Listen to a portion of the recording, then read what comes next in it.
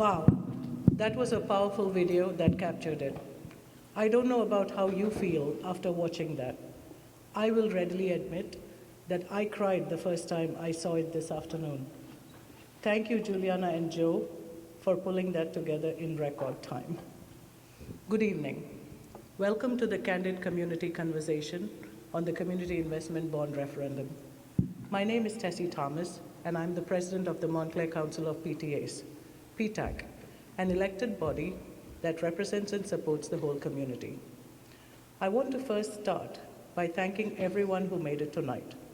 We know that we are very busy and have many competing demands on our time. This is important, and your engagement is much appreciated. Before I introduce our panelists tonight, I want to thank each of you for making the time this evening while putting in long hours on this effort and the schools every day. The panel is Latifa Jana, President of the Board, Jonathan Pons, Superintendent of Schools, Christina Hunt, Business Administrator, Eric Scherzer, BOE Member and Chair of the Finance and Facilities Committee, Priscilla Church, Vice President of the Board, David Cantor, Executive Director of Communications and Community Engagement, and Andrea Khan, Bond Counsel. Tonight we are here to engage in a discussion and focus on answering questions. Our objective is to ensure that everyone is armed with information to draw informed conclusions and vote on or before November 8th. I cannot stress enough how consequential this Community Investment Bond Referendum is for our children, our staff, and our community as a whole. Living in a cool town with a crumbling school infrastructure is in a lot of ways jarring.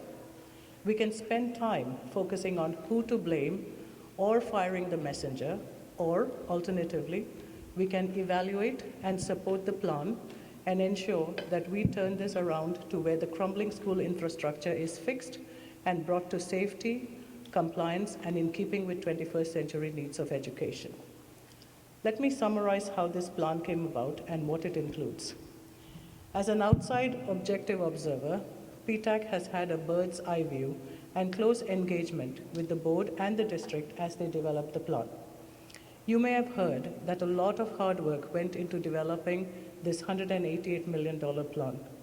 Hard work sounds like long hours, which is true in this case.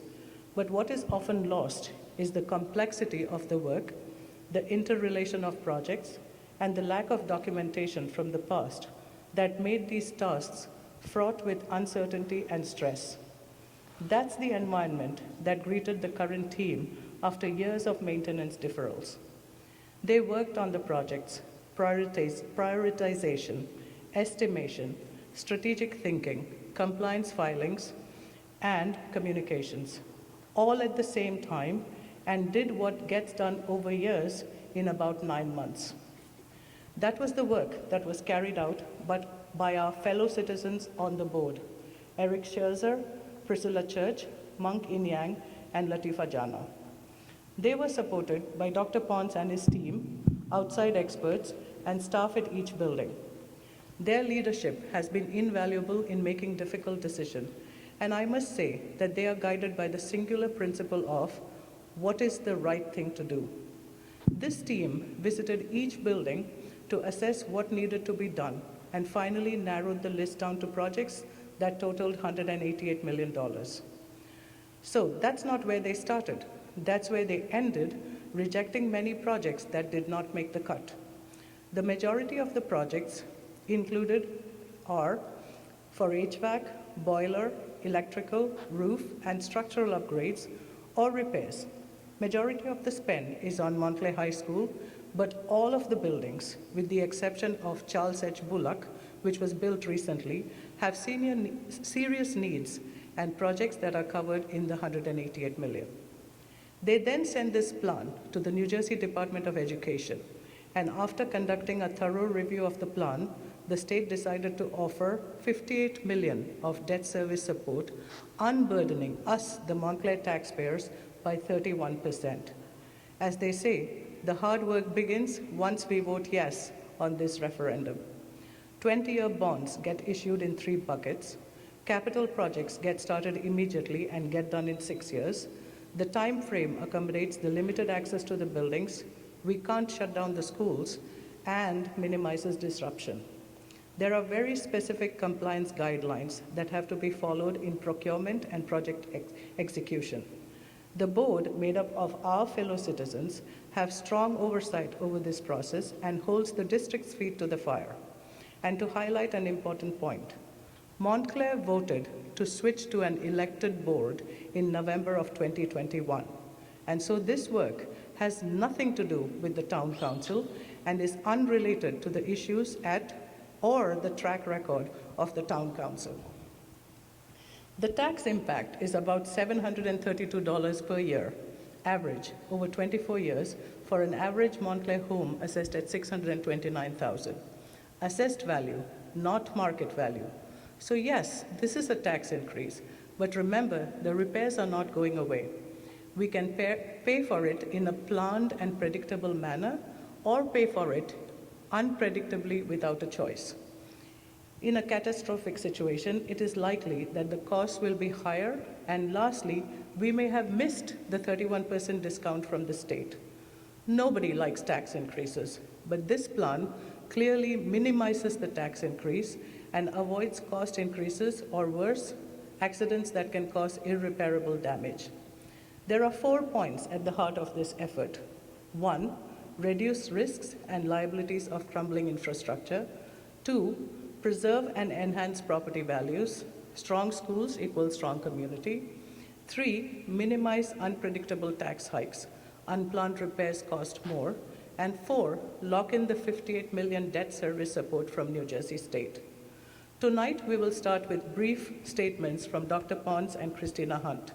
After that, we'll go into Q&A. We have received many questions already, as folks included it in their RSVP, but we will also encourage you to raise your hand to ask a question.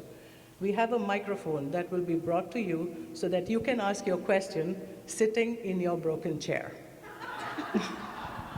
So, Dr. Pons. Thank you, Ms. Thomas. We're here again to discuss the referendum or the community investment.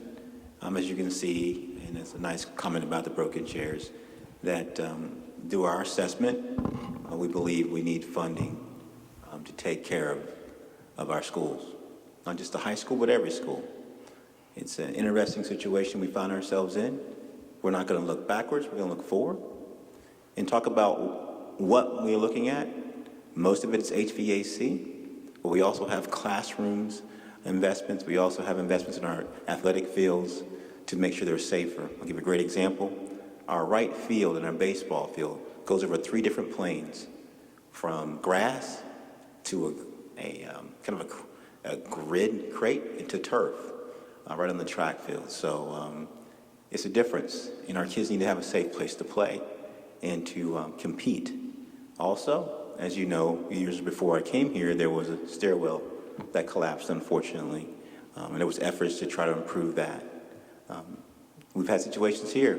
Unfortunately, COVID brought out some more situations regarding our district. We had a difficult time with HVAC systems, getting ourselves back in, having to put together a 3-tier plan to get us back in. So I'm happy you're here tonight. We're going to answer all the questions we can. We do have our bond counsel here to also help us, and we have our team here from Facility and Finance. I want to thank Mr. Scherzer. I want to thank Ms. Church. Mr. Inyang's not here, but we had a nice time this week, and I want to thank Ms. John for being here. As you can see, we all are here, not to tell you how to vote, but to give you information with respect to our community investment / bond referendum. Thank you, Dr. Pons. Ms. Hunt? Good evening, everyone.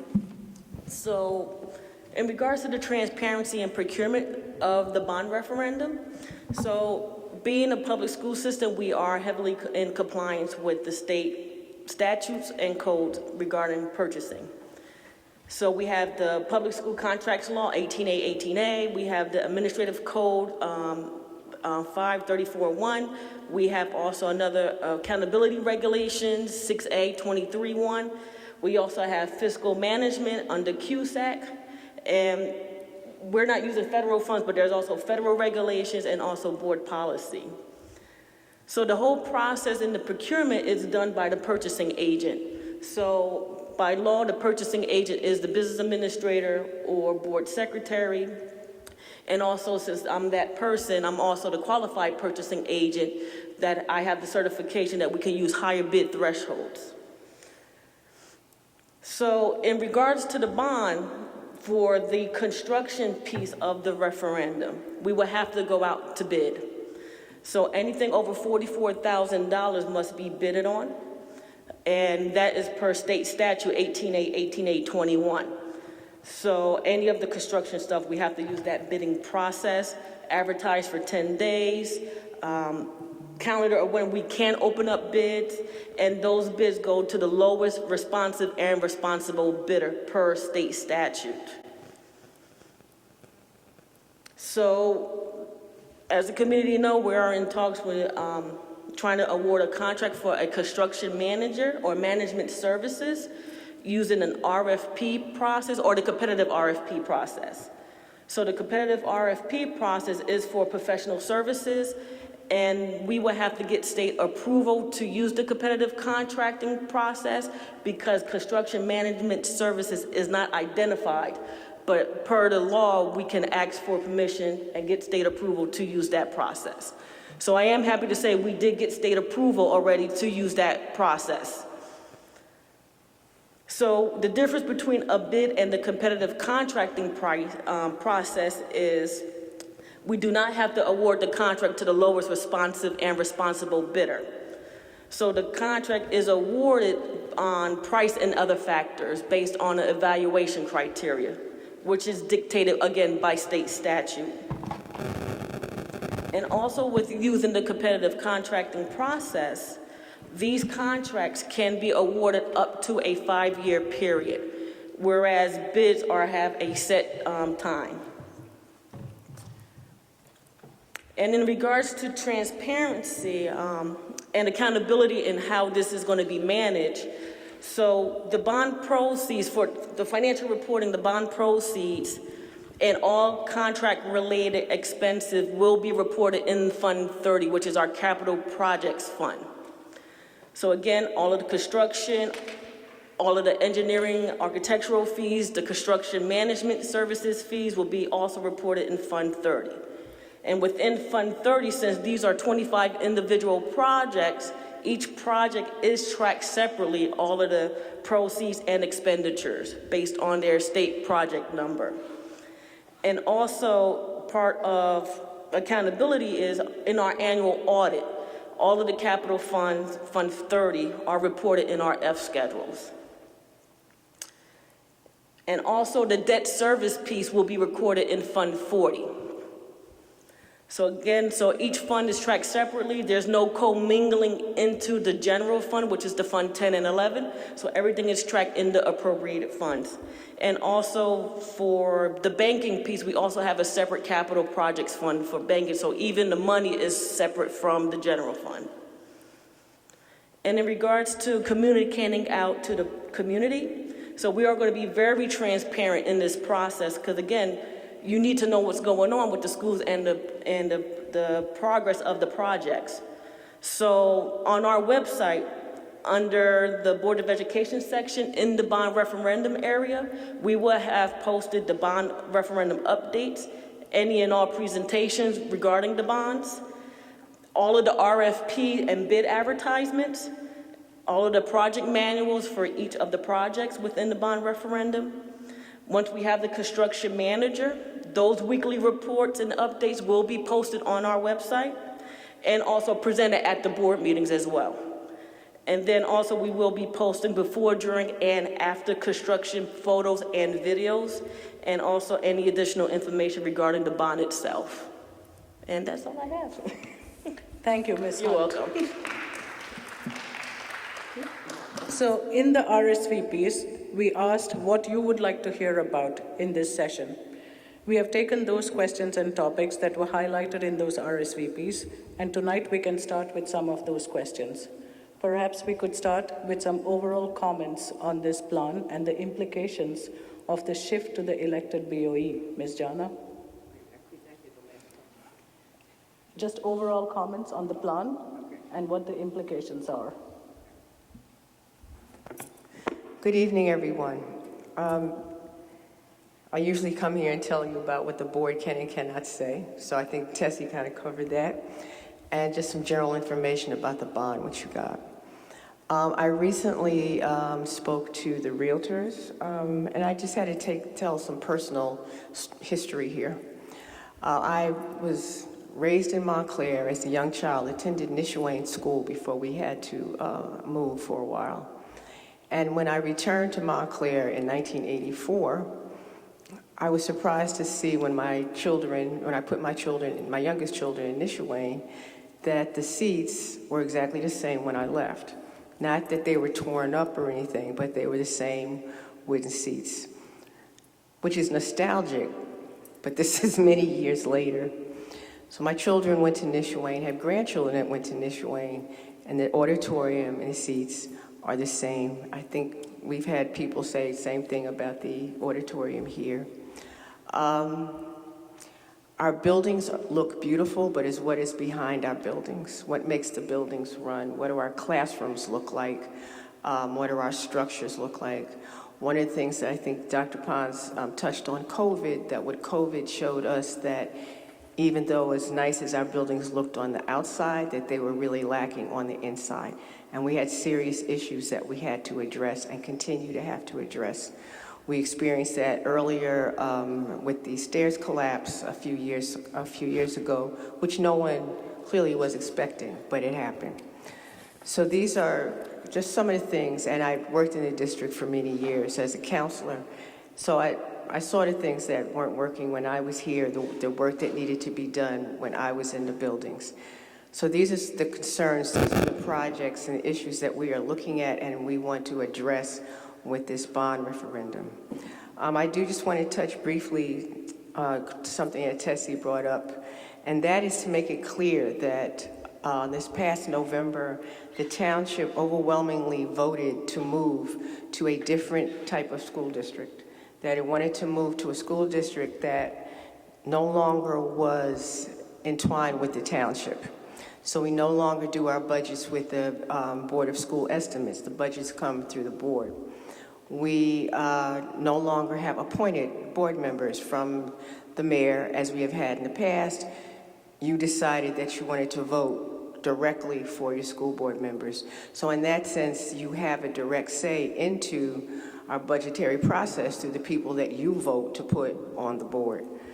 So we just want to be clear with that, that the town's political conflicts are exactly what you decided you wanted to shield the district from in your vote. So that those conflicts do not, that's within the town. And I think we just have to be very clear on that.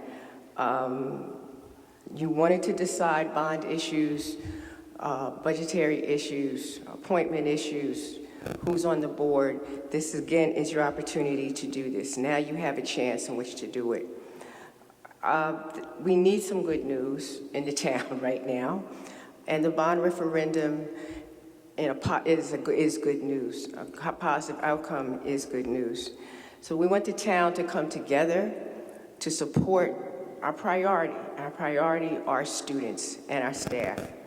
So if we can come together on this bond referendum and we do this, then we are supporting our values that we claim that we have, the progressive values that Montclair has towards education. It's important to do this, and so we're bringing you this information so you can make this choice, so you understand exactly what it is that you're doing, just to take in that there was history here, there's reasoning here to do this, and that we as a town made a decision to become involved and with our schools and to bring the best to our schools, and this is one way to do it.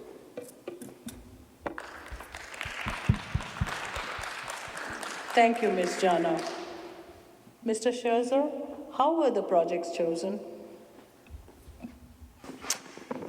This has been asked a number of times, and let me just tell you a little bit about the process.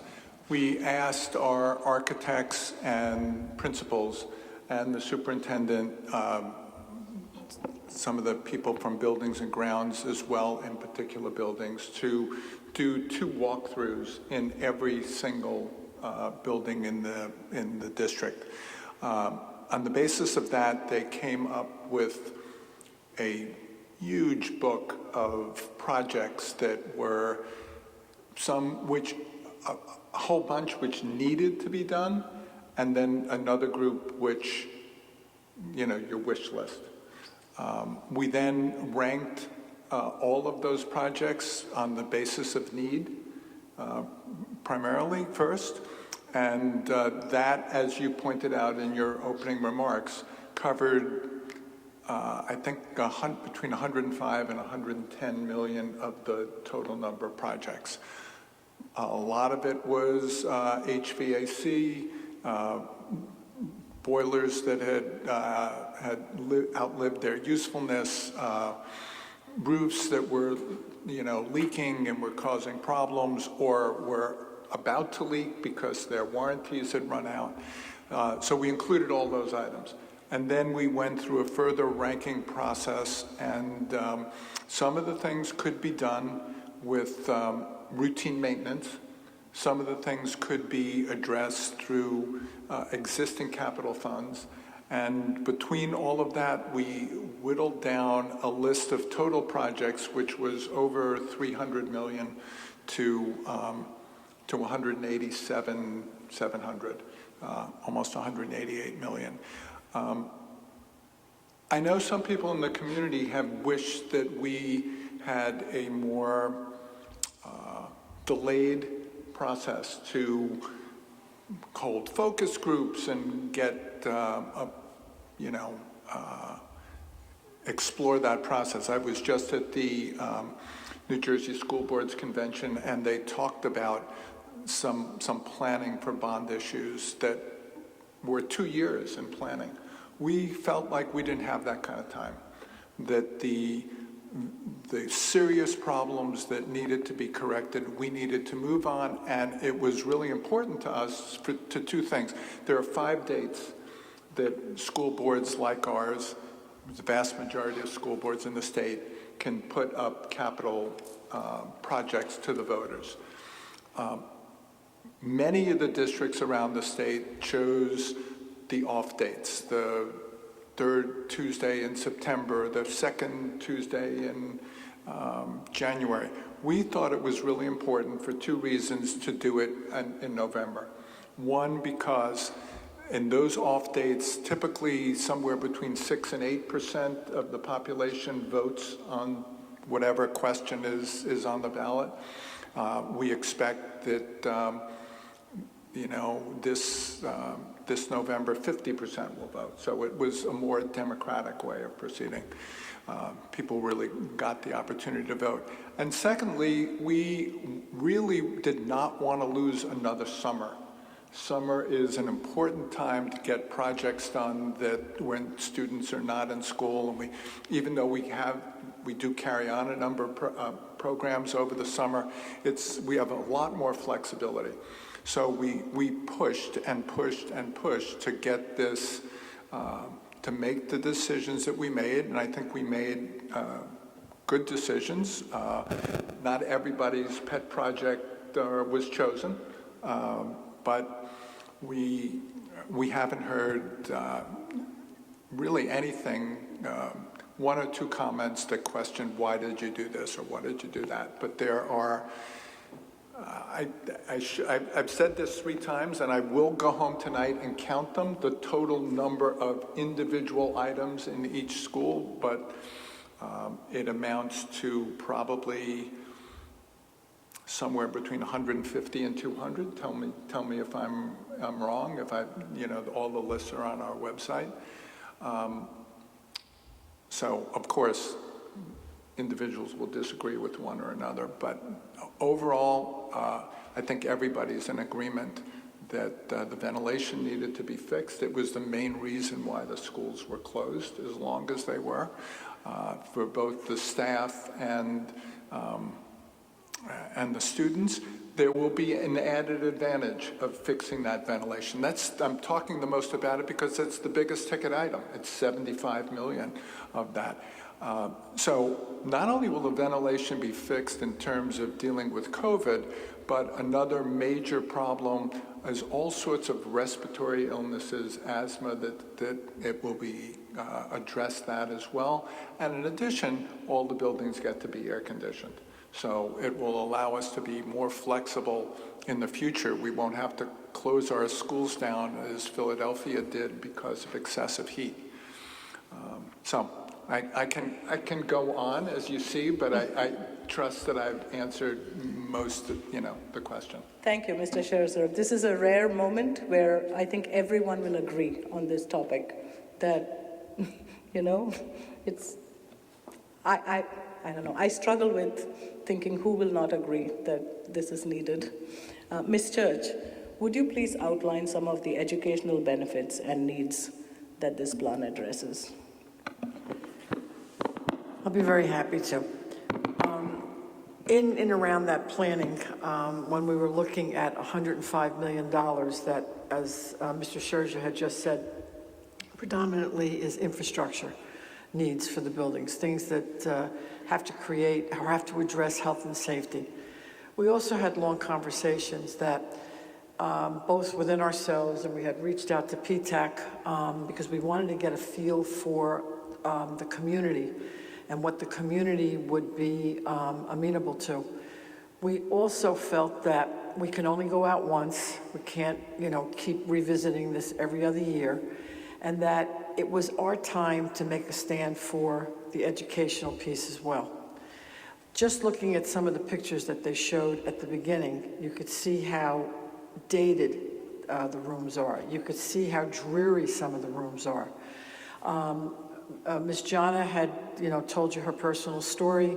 We all have a story like this. My daughter went to the schools in Glenfield in the 1990s. The houses are exactly the same as they were.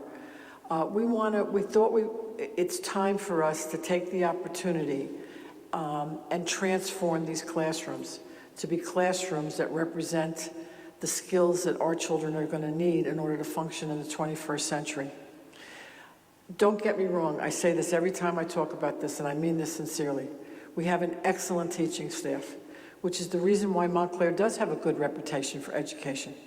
In fact, so much so that when people come in, they're excited about education. I could tell you that I live on a block with 30 families. In this block, with the ages of the kids, everybody goes to a different magnet school. Every family is totally pleased with the education that their children are getting. That's because of the energy and the expertise that's coming from the staff. But what is not there for them are the innovations that have come to pass. And I'm going to say probably even in as short a time as the last 15 years, because educational practices are just changing at a warp speed. So that it's become important for us not only to put our teachers and our students in safe environments, but also environments that are going to support their educational practices and their educational needs. So when we sat down and had these conversations, I think Eric had mentioned that there were multiple walkthroughs. The principals were brought in, and we had asked the principals to give us a priority list. And it was from that list that we started to choose projects that would create the type of enhancements that this community wants for their children and expects the district to be able to supply for their children. So first off the bat, at the baseline, we realize that in some of the older buildings like Glenfield, Nishawane, Hillside, these are the buildings that were built in the late 1800s, the early 1900s. There are, when I say many classrooms, I can tell you in Nishawane there are 12 of them. I can tell you in Glenfield there's probably another 6 to 10, and there's all the houses. We, at the baseline, want to gut them. We want to put new floors in. We want to put new ceilings in, new cabinetry in there. You saw one of the pictures on that presentation that was done. We want to make them light and airy so that when students walk in, they're motivated to learn. We want to see technology in these rooms. We have chalkboards at this particular point.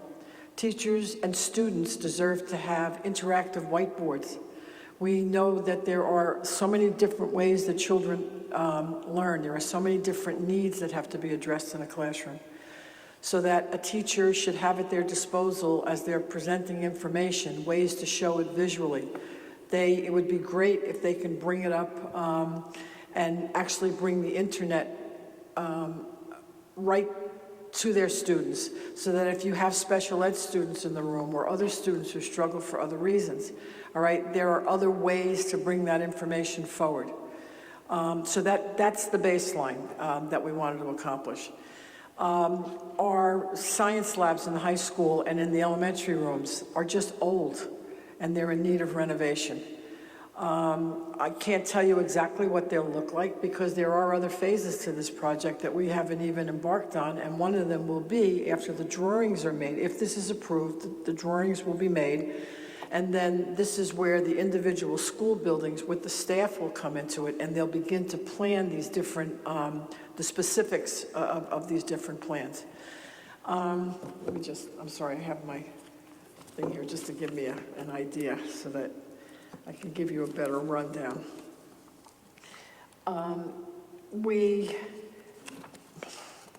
I've said this so many times, I don't know why I'm even hesitating at this point. Okay, art rooms, music rooms, both for choral music and instrumental music. All right, we want to redo those. This auditorium, besides the seats that we're just talking about, we want to do new lighting, new sound systems, new fireproof curtains. And we also want to do this in other schools such as Hillside and Glenfield. Besides the educational piece, we also looked at other needs that are going to benefit children. We know that we have a community that a lot of kids, besides going to magnet schools for the arts, they also thrive with our sports programs. So Dr. Pons has already mentioned that the baseball field was an area of concern for us. It floods, first of all, and we've had to cancel many games. So we felt that that was something that we needed to address.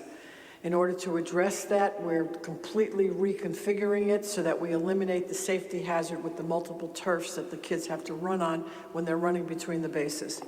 Hillside has drainage problems. All right, so in that particular school, we want to fix those drainage problems as well. And in doing so, we will address not only in Hillside, but also in Nishawane and I believe Edgemont, and there might be one other school, new playgrounds. Playgrounds that are more updated, playgrounds that have adaptive equipment for children with disabilities. There are many schools that we want to put new gym floors in Renaissance at Rand in particular. We want to put an addition so that they can have a regulated full-size gymnasium, and that could be equitable to the other gymnasiums in the other middle schools across the district. So again, I could keep going with all the different projects that we have, but as I said, I think the common thing is we want to create classrooms that will support our learners. Oh, and before I stop, I want to mention the high school because I think it's really important. There are profound things that will be going on besides the ones that I have mentioned. Dr. Pons and his central office team, they've been working on a lot of innovative programs. We always had the MSU program where our brightest can go to Montclair State and take college credits in their senior year, which is great. But we also know that we have students that when graduation comes, the day after, there are kids that really don't have direction. So we wanted to make sure that through some of the programs that already exist, particularly in the practical arts area, we have auto mechanics, we have a home economics room, that we would update them so that they could provide the skill sets so that kids can go out and actually gain employment. So one of the connections that's been made is there's an articulation now at New Jersey manufacturers. So they are now prepared to come into the buildings. They're offering not only supportive work with the staff in areas of carpentry, plumbing, labor management, just to name a few. There will be internships offered, and for students that are interested, they will help them make connections with some of the local unions in the state of New Jersey, possibly with an apprenticeship. That also has benefits for kids that want to go to college, and I say that as a former high school principal. Sometimes you have kids that want to go to college, but they don't really have too much direction exactly what they want to do. And yet every opportunity for learning that they could have, particularly from middle school through high school, sometimes those are opportunities where light bulbs go off. Sometimes there are opportunities that are the only time they have to experience something which becomes part of their success in their chosen career. So that if we now are able to take our auto mechanics, update it, not so that they're still looking under the hood of a car, but bringing in all the computer CAD systems that are involved now with fixing all the computers that are in our cars today, we'll be helping all of our students, no matter what level they choose to go to after graduation. The home economics room is going to be transformed into a culinary arts room. The only other thing that we're doing that doesn't exist in our district but is necessary is we'll be putting in maker spaces. Maker spaces, particularly in our middle schools and our high schools, are practical areas to support the STEM and the STEAM program. That's where they take the classroom work and they put it into practice with the application, the lab application, that can't be done in either a regular classroom or even in a science room for that matter. So there are a lot of things that I know that you want for your children, but most importantly, and again, I'll go back to the pictures that you saw, it's time for Montclair to bring the educational practice into the 21st century. And that's something that even though we have a great staff, we owe it to our staff to put all of these tools behind them. I am excited at the thought they're great now, how good and how great they will be with what we as their employers will give them to work with. But more importantly, the education that our children will get will really be a first-rate Class A education. And I think that's one of the biggest points here for us to consider.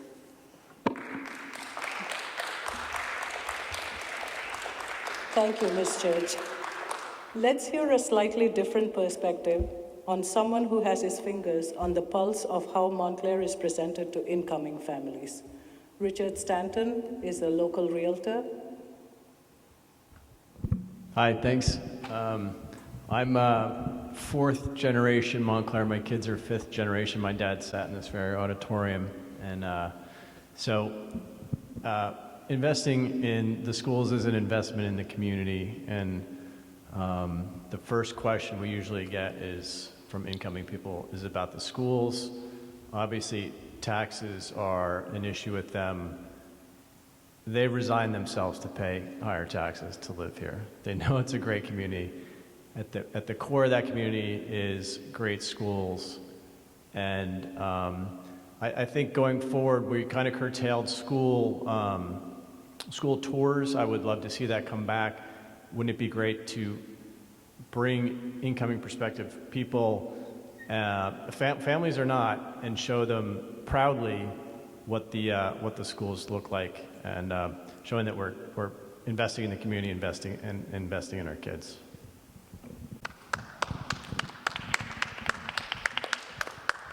Thank you. Audience members, please feel free to ask questions, but since Richard mentioned tax increases, I'll go to Ms. Khan. Ms. Khan, when exactly does the tax increase take effect? Would you please walk us through what the impacts are over time and when the bonds are repaid? You're asking what the tax impact will be and when it will hit? Mm-hmm. Okay. There you go. Okay, the plan is to issue the bonds in 3 series, 2 years apart. The purpose of that is to spread the tax impact over a period of years, and also to borrow the money as needed to fund the construction when it's needed to fund that construction. So the first series of bonds are projected to be, and these are all estimates, after the bonds are authorized, the construction manager and the architects will work out a more detailed plan, both for the implementation, the order in which the work is done, when they're going to go to bid. So this is the estimate as of now.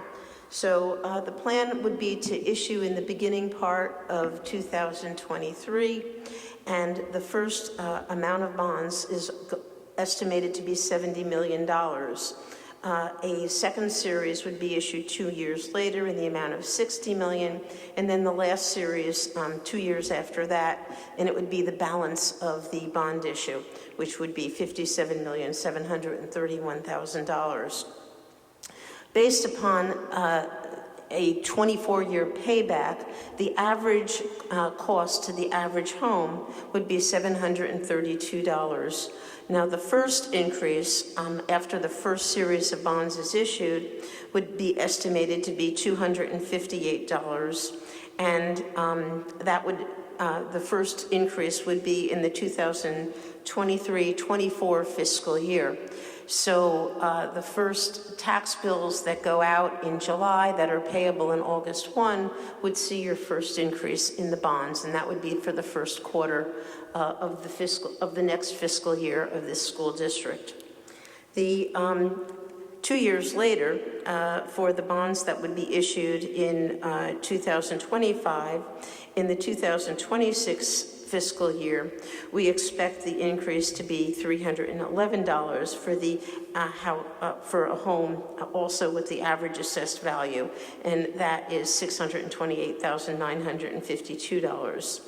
And then 2 years later, after the third series is issued, there would be an increase of $281.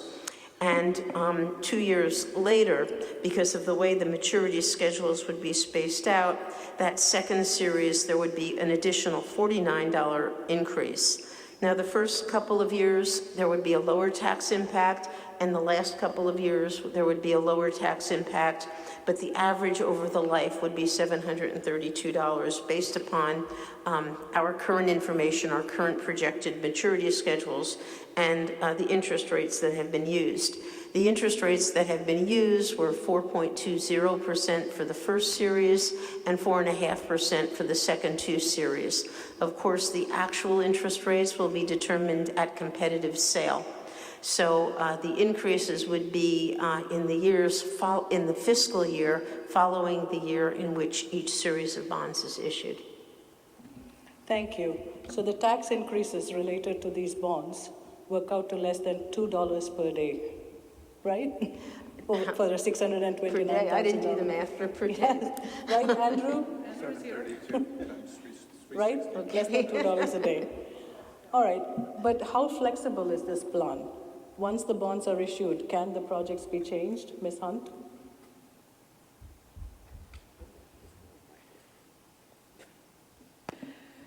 So, Or is it Ms. Khan? it is a Ms. Khan question, though. It's a Ms. Khan But- question.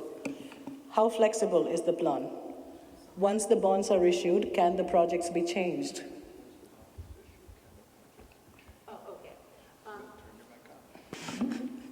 Basically, the school district is obligated to deliver the projects that have been authorized. There's no ability to change projects. However, these estimates and the bond referendum is based upon schematic plans that go down to the state and get reviewed. The final construction plans are very detailed, and they can only be developed after the successful referendum because you need the money to develop the final construction plans.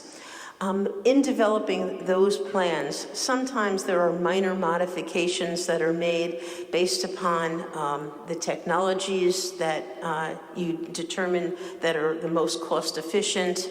But essentially, you have to deliver the projects that have been authorized in this bond referendum. You can't change projects. Thank you. Dr. Pons, who will the project manager be? When will the projects be completed? What is the time frame? So the time frame is 7 years. That's the time frame that's given to us. So that's our goal for 7 years. I'm happy you asked about the project manager, because that's a process we have to go through. A process to getting for our qualified QPA, for us to go out with I'm going to say it hopefully correctly, Ms. Hunt, correct me if I'm wrong, an RFP for our through our qualified QPA. We put it out, I believe, for 20 days. And at those 20 days, then we can select. We have asked, or will be, when we have asked, and Mr. Scherzer did it also at the board meeting, for experts to give me suggestions. I got to say this again, to give me suggestions in our committee suggestions, so then I can make a decision with respect to the qualified to our capital projects. So I can give a decision to the board, and then as a resolution, they can approve it. But it's very clear we have to have this process be succinct, clear, and without any unequivocal, question about our integrity. Because it's important for us to be high integrity through this process, to make sure that we follow the guidelines and the regulations to the T, so there's nothing in between. But we do have some very talented people here in Montclair who can give us some very good advice and give some great suggestions. But again, as a superintendent, I take those suggestions and I make those recommendations.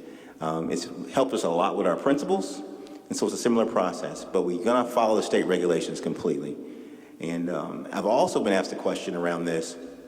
What about accountability? What about accountability and who can we be accountable to? So I would love and I want our community, any of our experts, to ask us questions once a month. And our construction manager, once a month, questions around what are we doing? How are we doing it? What's going on? All these questions. Also, on our website, we made a commitment of having not only the data with respect to where the money's going, the project timeline, when they're started, when they're finished, all these pieces, because we want to make sure everyone knows we are accountable to this. And it's a lot. We're asking a lot. And things won't be perfect. I'll be up here if I told you things would be perfect. It's not the case. I've had to have a few difficult conversations with some construction people before, and they're not fun. However, for me to sit here and to ask or to give information about a community investment, it's important for us to also say we're sitting here and we're saying, I'm accountable.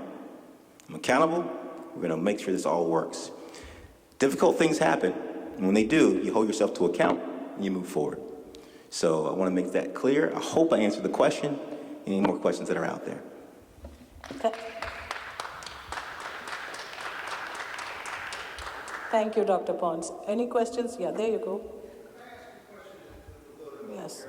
Hold on a second. Mike is coming to you. My question has to do with the staging of the projects. I gather there is a list of several hundred items, is that true?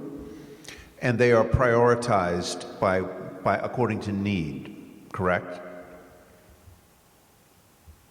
Let me respond to that. Sure. I did count up the number of individual items that I didn't have at my fingertips before.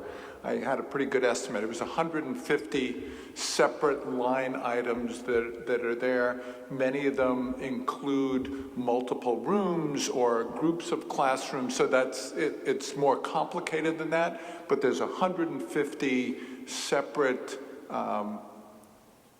items that have a financial implication. Projects. And if I can clarify what I said before, we did not and did not have the ability at the time to prioritize between those 150.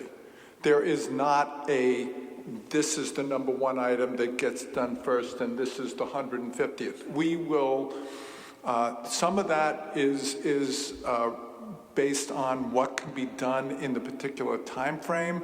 There's long lead times for some of the HVAC equipment. We have to be respectful of both the time it takes for the architect to do the plannings. There's bidding processes, so it's a much more complicated process, and there isn't an absolute list anywhere that on those 150 items. numbered 1 to 100. That helps me a great deal. Andrea, you said that once that list of projects has been identified, you can't add something new to it. So then my question becomes, how did you come up with, or who and by what process did you assign costs and prices to those different projects? And how confident are you that the estimates that you have made of the cost of those projects is going to be the actual cost of the project? In other words, what if you get into project number 47 and you find out that you estimated that project as a $200,000 cost item, and it turns out it's a $600,000 cost item? Or, by contrast, it's a $50,000 cost item because you uncover things that you didn't know were there. What is take me through that process, and then what is your flexibility, going back, Andrea, to your point, what is your flexibility to move monies to address the item that costs more than you thought it cost? I've heard Andrea say this before, so I know, and it is written in the proposal, that we do have some degree of flexibility. Certainly, if items come in at a lower cost, we can move that money over to pay for some of the other items. We don't have the ability to add new items. We're supposed to deliver all of them. So we have some degree of flexibility between them. And that, as you point out, will happen. It's inevitable. Each of these items and the costs that are specified here have a 10% contingency fund built into the prices that you see. And the best example that I can give you on that is the project that we did in the fall on ventilation. We brought ventilation into 66 classrooms. We used $1.7 million of ESSER funds, federal funds, to do that. We had a contingency fee of 10%, which would have been $177,000, right? We brought, all those projects were completed for $143,000, 8% less than what we expected. We only used 2% of the contingency. The rest the district retains to use on other capital projects. So that's the most recent example that I can give you, and I hope that answered your question, and I know that Ms. Church has something to add. You had asked how the prices were assessed. We were working with our architect of record. Perret Sanju has been with the district for 20 years. They've been in and out of these buildings.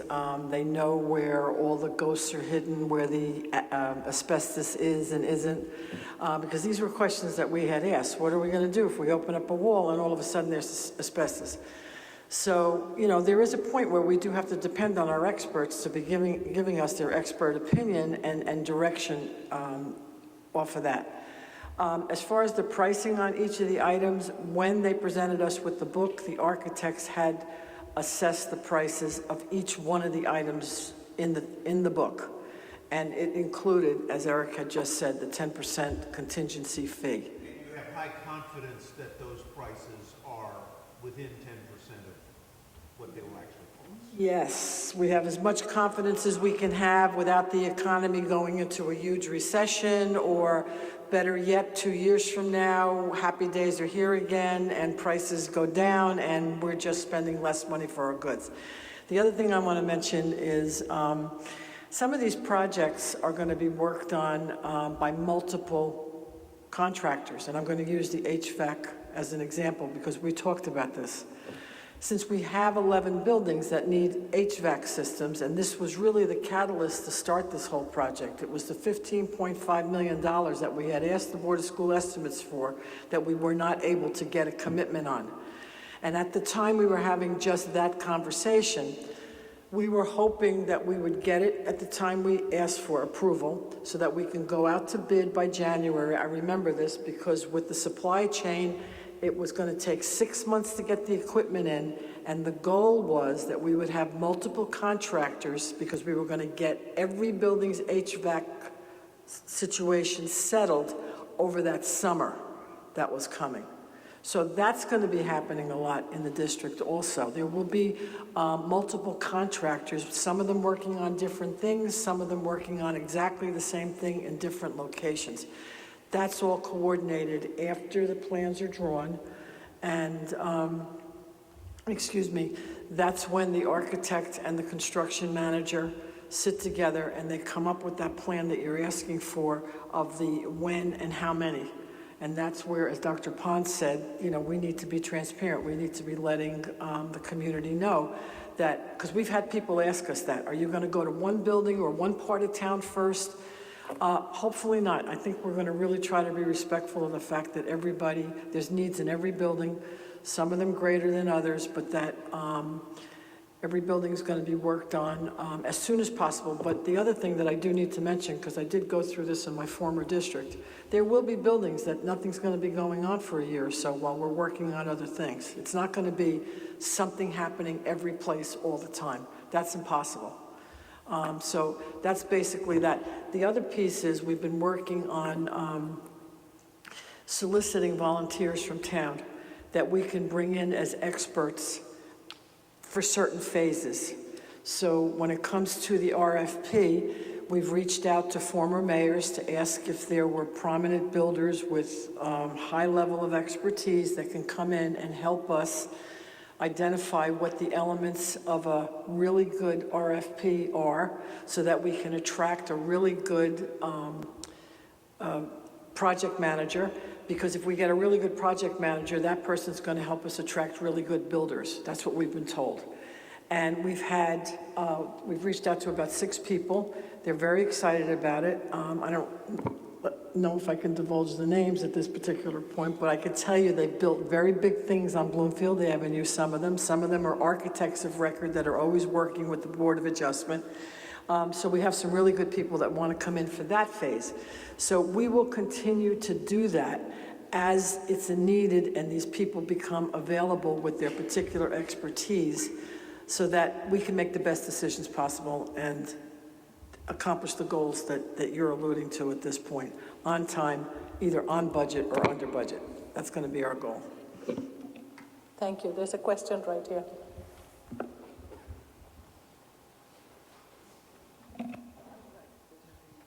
Not you? Sadly, it was me. Hi, I hate microphones. Oh, great. Totally. So happy to be here. I had a question about that topic, kind of piggybacking off what you said in regards to oversight. So I just kind of paused for a moment when I heard if we get a really good project manager, they're going to attract really good builders.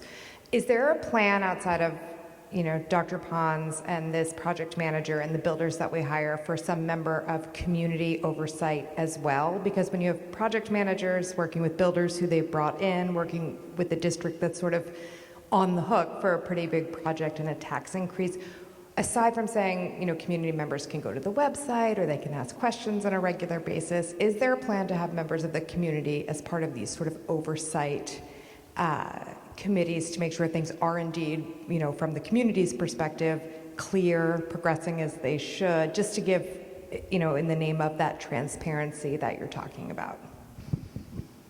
So thank you for the question. So the goal is in those monthly meetings to have community members come and give oversight and ask those difficult questions to our construction management firm. I shouldn't have said a project manager, but construction management firm. There's more than one person who's involved in this. And so you can give those tough questions about, hey, what about this project? Why is it delayed? And I'm going to ask them to tell you up front why it's delayed if it's delayed, or why we're ahead of schedule if we're ahead of schedule. So there will be that kind of oversight from the committee. And I know we have very talented people in our community who can come out and ask those difficult questions. I get them, so I'm pretty sure that they'll be able to answer those questions.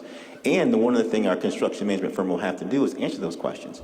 And this contract is not locked in, let's say. It's not locked in for the span of the whole project or span of the whole 7 years. We can renew or not renew that contract based on the performance of the construction management firm.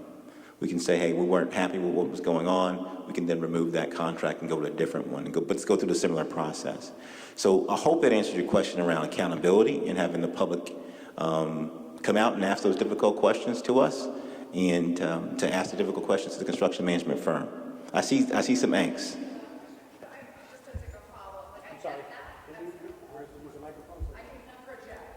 Well, can I, to your first question, I have a different answer. Join PTAC.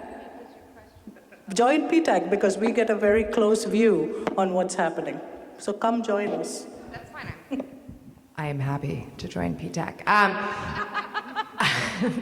And I would be just a delightful member. But I guess my question is, I understand that people can come from the PTAC. It's great. Absolutely. I will spread the word. But I get that people can come and ask questions. But we've also been through that in previous years where there's large forums, the community asks questions, and often they're either not answered or, so I guess why I'm asking if there's someone going to be sort of embedded in it as opposed to just come when you can and ask questions and kind of hope you get the clarity and the answer you're looking for, as opposed to someone saying, hey, I'm the community member of this board. This is where we are in this. This is what's trying to be communicated. I'm part of, because there's a lot of stakeholders here, right? And the community is obviously one of them. So just curious as to whether or not there will be community representation on an oversight committee of some sort. Maybe the answer to that is it is just PTAC, or if it is just the community can come and ask questions and kind of because that's from a remove, right? They're not sort of, we don't have, people in as part of an oversight committee of some sort. So that's my follow-up question, if you will. So the question I believe you're asking is there will be an oversight committee, a develop of stakeholders who can ask questions of the construction management firm, and then based on those questions, speak back to the board and myself on what their concerns are or what they're feeling. Is that the question? We haven't developed an oversight committee, but that's something I can bring to our facilities and finance group, that our community is asking for an oversight committee of stakeholders to do that, and we'll report back out on that. But at this point, we haven't developed an oversight committee. A steering committee, it's a good idea. Can I amplify on two points in response to that question? First of all, we have right now, which we've announced, an oversight committee like the one you're talking about to help us with the first steps.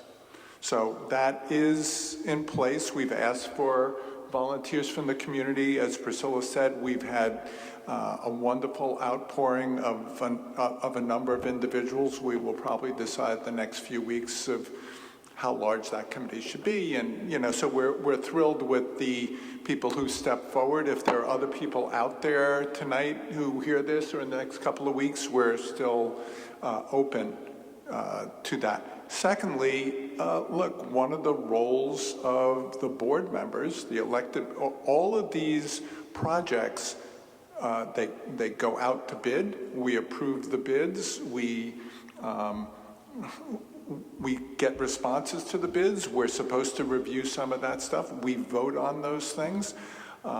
It's a lot of work, but we do that. And that is one of the reasons why you now elect us. I was not elected, but I try to fulfill that function by the committee.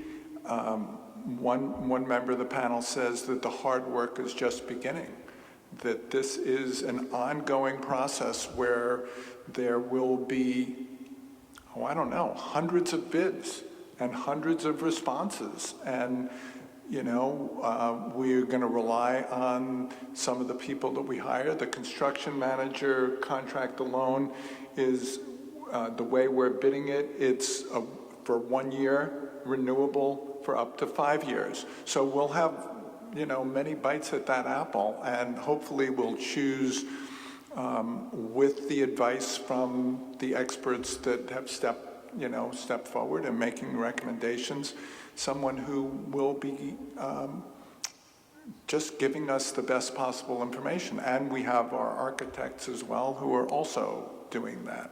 So there's lots of degrees of oversight built into this process, and I'm thrilled to hear Dr. Pond say that we'll see how this process goes, and we'll see if it makes sense to have an ongoing committee.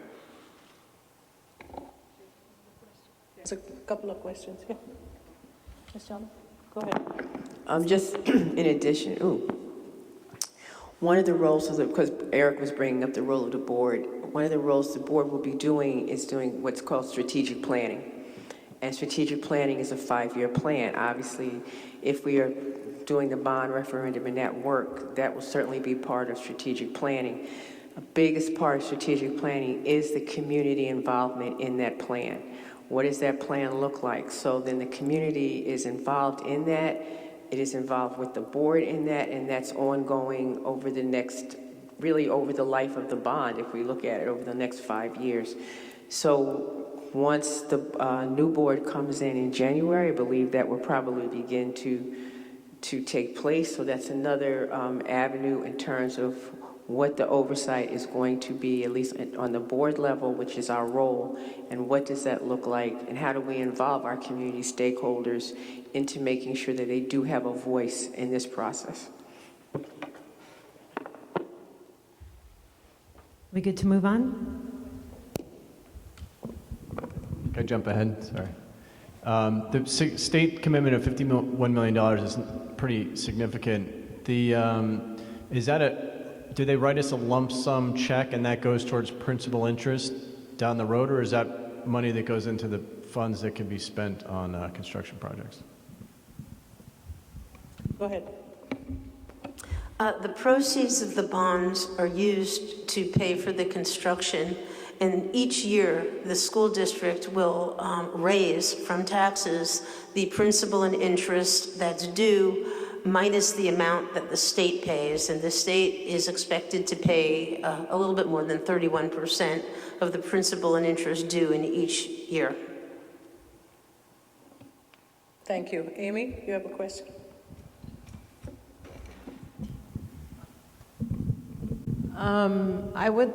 I agree about the Oversight Committee. I think that's a really good idea. And there are a lot of people in my community, because our son has graduated and will be graduating, another one will be graduating this coming year. And I think we should speak to the people that will no longer have kids in the school after 7 years, or by 7 years. Many people in this room won't have children in the school system. So I do think it's important to speak to people in the community, because you mentioned the word communities, that includes people that don't have children, that people have older kids that have left the school system, because I hear about that.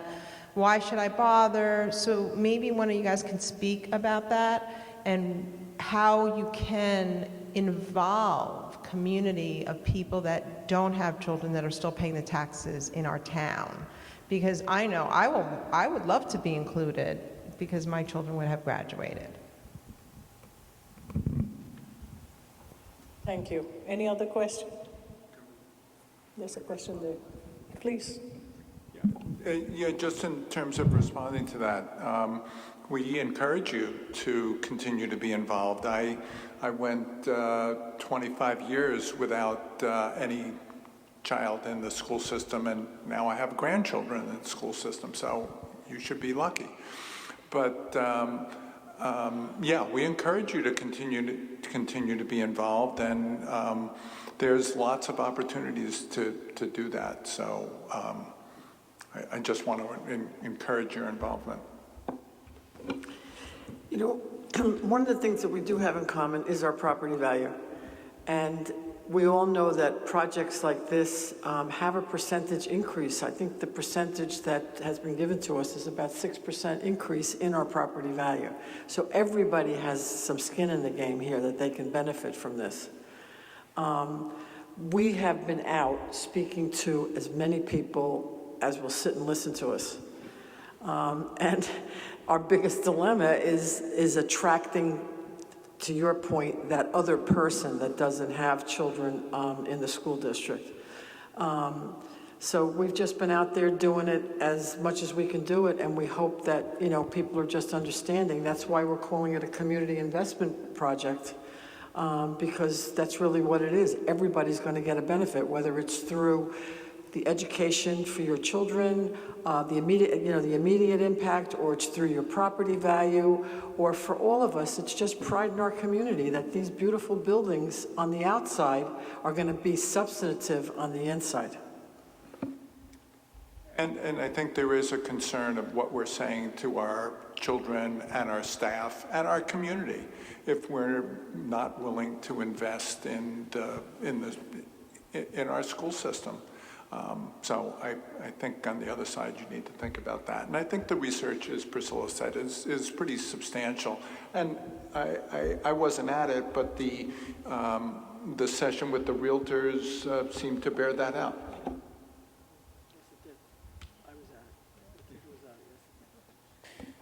All right, anyone else? I think I saw a question there. Yeah, go ahead. I think that this is my thought is that probably the population of Montclair is overwhelmingly in favor. Can you hear me? I would think that overwhelmingly the population of Montclair is in favor of upgrading the educational system physically. The biggest questions that come to mind for me, and I have children in the Montclair school system, so I'm all for it. Even if I didn't have children, I would be all for it. I would think just on a cultural level. The questions that come to mind are the costs of this massive bonding, the execution of the projects in a way that doesn't disrupt the school's learning and timely and budgetary completion. In terms of the execution, is work going to be done at night? Is it going to be done during the summer? Is it going to be done during weekends, which will cost massive amounts of budget over time? I just have a ton of questions about the cost. How were these projects priced? To miniaturize this whole project, if I were going to come in here, if somebody said, let's remake this auditorium, first we try to eliminate the things that may not be essential, as Mr. Scherzer said, we try to eliminate the things, well, we don't necessarily need a new paint job. We might need better speaker system because the audio is not wonderful. We definitely need new seats. How much is it going to cost? Let's say that this is the whole project. How much is it going to cost to reseat this auditorium? In order to find that out, I would need some expert to come in here and tell me, let me go to my computer, let me see what grade of chairs we're going to get. Does the floor need any resurfacing, releveling, et cetera, et cetera, et cetera, et cetera? This is 1/1000th of the projects that you're going to be undertaking, just this auditorium. How did you price every single project? The HVAC system might be the easiest to price because that's a huge piece of equipment and operating system within each school, so we could say, okay, we've got X dollars to replace this HVAC system, but all these other things that have to be done, and I've heard a lot of talk about, well, we're going to plan this out, we're going to fine tune it, we're going to get the teachers involved and tell us how we could make these rooms more learnable, more modern. Well, these things have to be somehow blueprinted. I don't see a blueprint for this mission, and I'm all for the mission, but I would like to see a blueprint as to how you got to these costs, what is going to be done other than an HVAC system replaced, and how is it going to be done without disrupting school and without incurring massive overtime. And is it going to be completed on time, within budget? Who's going to oversee it? There's a project manager, then there's 15 different construction managers. You've got 15 different projects out there. And I was a project manager in my life, and you would plan ahead of time. And then as General Dwight Eisenhower said, planning is essential before you go into a battle. Once you get into the battle, it's kind of out the window a little bit, but at least you know what you're getting into. Because things change, the project manager has to stay on top of the planning, the timing, the costs, not the construction. It has nothing to do with, his job has nothing to do with construction. So all of these questions just come to mind. How does this get done? how did you come up with this number of $188 million without any construction expertise telling you that in order to replace the seats in this auditorium, it's going to cost you $321,000? Okay, I'll try to answer all those questions and stop. Thank you. Or keep the microphone close by because I'm not sure I got them all.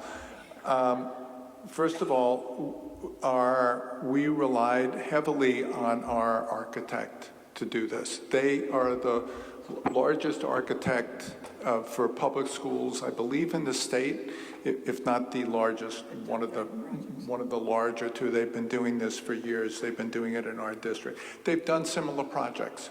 So the cost for replacing this auditorium, renovating this auditorium, is $8,119,720, including the 10% contingency. How did they derive that number? They broke it down. They measured the size of the room. They've done similar auditoriums. It's the best estimate that we can come up with, because the kinds of plans and blueprints that you're talking about obviously need to be done before we bid it out. But that's an expensive proposition to do, as you said, in terms of planning. That's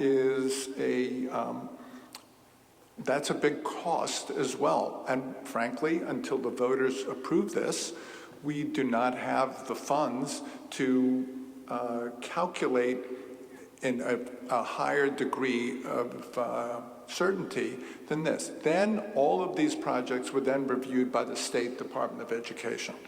Every single one of these projects. They also went over it again, comparing them to other projects that have been done around the state, exactly how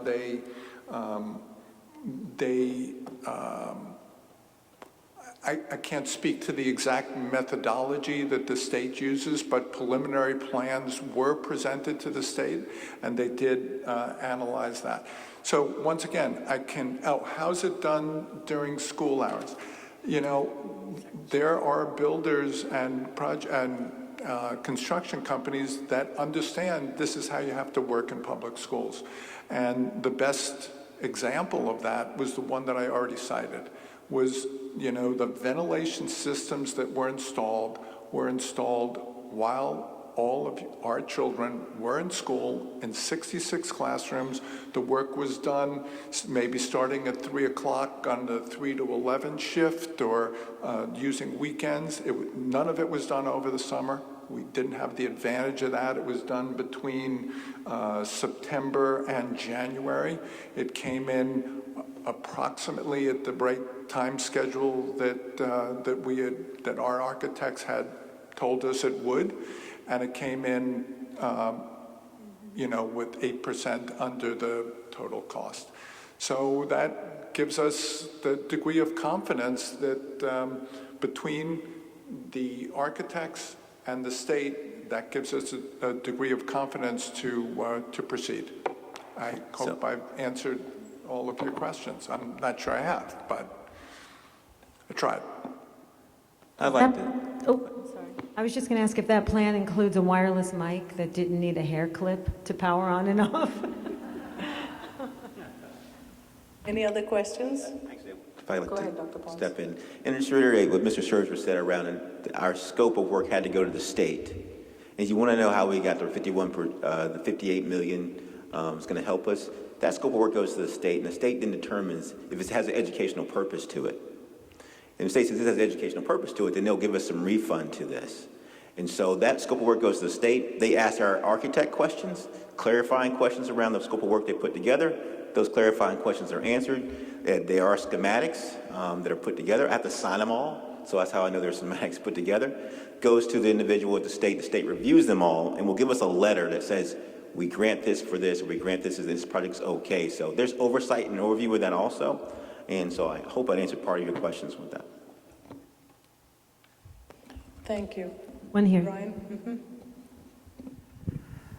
Hi, yes. To follow up on the question about the reason why community members who may not have children or grandchildren in the schools would benefit from this investment? I know we've talked about property values. I know we've talked about a community commitment to the needs of our children and our staff, but I'm wondering if you can speak a little bit to just the schools as community assets and community building. I know, during the school day, obviously, these schools are educational facilities, but can you speak to the ways in which the community is welcomed into these buildings and able to take advantage of what it is we're doing to make these buildings better outside of the school day, and how they may have an opportunity as community members to benefit directly from these improvements? I think I can start this, and Dr. Pons can pick up on it. As you know, Brian, we have 2 schools that are community schools already, and one of the things that we're looking at is obviously the use of community space. We already have community space at Glenfield, a dedicated community space. And how do we do that? I mean, having community schools means having the community involved in the schools. So that will be something that we are looking at, not only in terms of what the bond referendum brings, but looking at that in the present, like how do we begin to do that? So I think obviously those opportunities are there. There are opportunities to begin to utilize, and some of you may remember when Glenfield was a vibrant community school space, and to bring the use of those spaces back during after school times or other times during the day and during the week. So I think that's there. It is part of what, as community schools, I think that's part of the expectation of the district to maintain those community schools. Thank you, Ms. Jana. And Ms. Jana's right.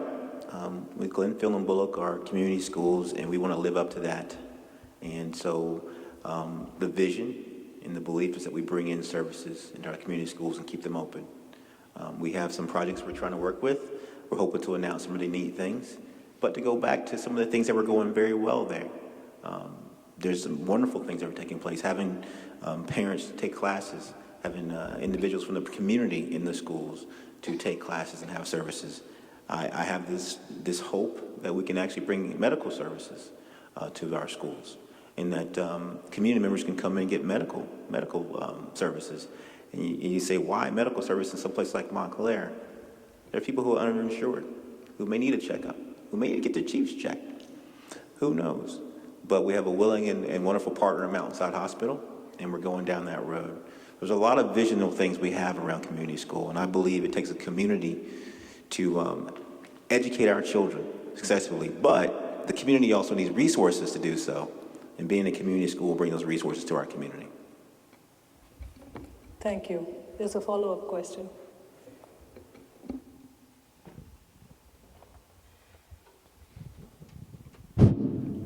Sorry, thank you. What I don't understand, what I didn't understand from Ms. Khan is the taxation mathematics. You said something, I may be off base here in terms of the numbers, but you said something like the first 2 years there's going to be an increase on the average value or the projected home value of $600,000. There's a $200 increase. 2 years after that, there's another $200 and something increase. 2 years after that, and a third $200 and something increase. That adds up to $600 over 6 years, which is $100 a year. So when you project $730 average tax increase over how many years is that? And does that include the first year at $200 and the last year at $600? The math still doesn't, I still don't quite understand that math. In order to do $730, how long a tax increase is going to be in effect, the bond repayment tax increase? The first 2 years, the increase will be lower. then it will be an additional increase over a period of years. And then towards the end of the bond issues, as you pay off the issue that was first issued and then the issue that was issued 2 years later, it will go down. So that tax impact is an average of those years. It's not added together. The bond is going to be a 24-year. Right, because there's going to be 3 bond issues of 20 years each. So it will be paid off over 24 fiscal years. And the taxpayer's impact or obligation will extend for 24 years. Correct. At an average of 200 plus 200 plus 200, amortized over 24 years. Those are the increases that once those increases are in place, that cost will be built into your tax rate for a number of years until it starts to be paid off. In addition to the fact that you'll have 2 bond issues that are going to come off over a period of 4 years, you also have a statutory requirement where no principal payment can be more than 100% over any prior principal payment. So in any bond issue, even when you don't have a structure where you're going to have 3 bond issues, as we're proposing here, typically it goes up for a couple of years and then it comes down because you're limited by the amount. It's not like a mortgage where you'll have a level principal and interest payment over the life of the issue. When you have a mortgage payment, you pay a lot of interest up front and then you pay a lot of principal at the end. You don't have that here. You have that principal structure requirement in state law that you have to live with. And I can contemplate why they put that in, but that's basically the structure that we have to live with. I should also add that we're contemplating this based upon current slightly higher rates than we would get if we issued today, for instance. Usually they put that hedge fund in. We don't really know if rates are going to come up or they're going to go down. 2-4 years from now, they could be a little bit lower than they are right now. In addition to that, there will be a call feature in these bonds. And right now, the typical call feature is about 8 years. So there's 8 years protection for the bondholder. Sometimes they'll tighten that up to 7 years, depending upon what we think the market can bear, what the financial advisor will project the market can bear, that it won't increase the interest up front to cover a feature that you may never exercise. But if all things were equal, if rates were exactly as they are today, and after 7 years we refunded them, you'd only have 13 years left to pay, so that would be a shorter bond issue. I mean, typically we used to have a 10-year call protection. And so, even if the rates stayed the same after 10 years, you could refund them presumably at a lower rate than the rate at which you issued them, which was for a 20-year bond issue. So those are different factors that would go into what the ultimate cost would be to the community.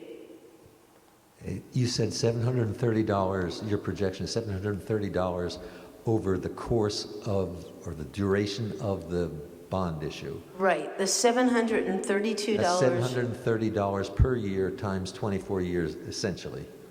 Correct. Okay, that clarifies. Thank you. Any other questions? Okay, then from the home audience, one last question. Mr. Scherzer, given the new, more efficient equipment and potentially more energy efficient structural improvements, will the operating costs reduce? If so, could that result in mitigating some of the tax increases? Yes, clearly the operating costs will be reduced. When we have much more efficient boilers, when we don't have emergency repairs that we've got to go out and bid at the last minute, yes, they will reduce costs. We are not able to do an exact estimate of what those reduced costs will be.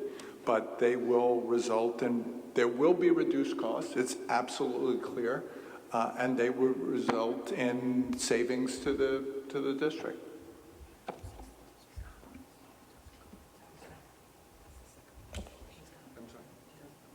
There's more? Ms. Church, do you have something to add? No, I think there was a second part to the question. Any savings goes back into the general fund for the district for use for district purposes. Yeah, it doesn't go back to the homeowner as a rebate. Got it. Okay. Thank you.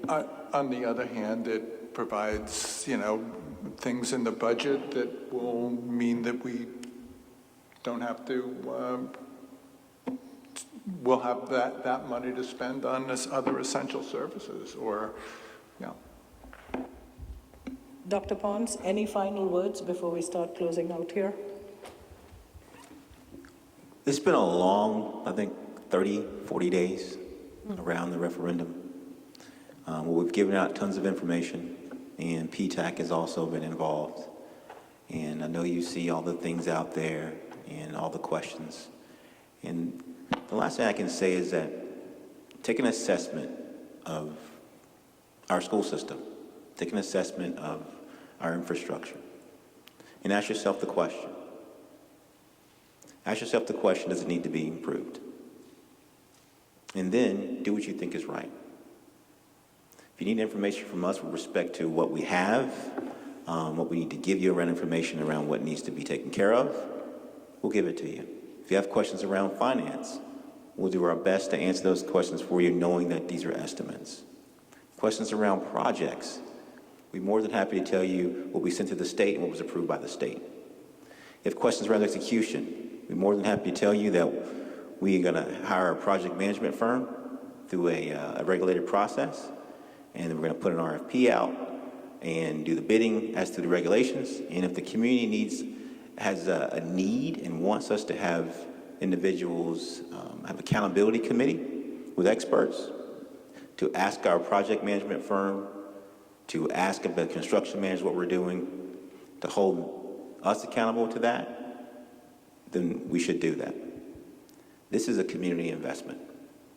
This is the Montclair community investment. And as public servants, our job is to make sure that we give you all the information, and if you make the decision, to follow through with it. So I hope, if you have any more questions, reach out to us, but that's my story, I'm sticking to it. Thank you, Dr. Pons. All right, have a great night. Well, we end every PTAC meeting with anyone else, anything else. So, anyone else, anything else? Couple of quick things. New lawn signs arrived today for those that are looking for it. Please visit the PTAC website, the Rebuild Montclair website. It has all the information related to this effort and can answer all your questions. The QR codes that you see outside, right behind me, will take you to that website. As we close out tonight, we would like to thank you for coming. I also want to thank the PTAC Executive Board members, Gretchen Divinsky, Yvette Frazier, and Diane Terranian, and all the volunteers who have been working tirelessly on this.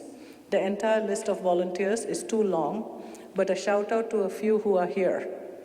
Amy Gideon, Andrew Gideon, Brian Fleischer, Joe Matheson, Juliana Cardozo, and our families for letting us do this. Candidly, we are overwhelmed with the support from all. These are our schools, and they have an outsized impact on us as a community. We seem to have become comfortable in the notion that the quality of our schools has no impact on the town. That is not a sustainable thesis. The decision we make will reflect on who we are as a community, what we value, and what is the culture of our town. It will also reflect on how we think in terms of dollars and cents. Our close evaluation of this plan from every angle has resulted in our strong support to vote yes on the referendum. We hope you reach the same conclusion. Good night and see you at the polls.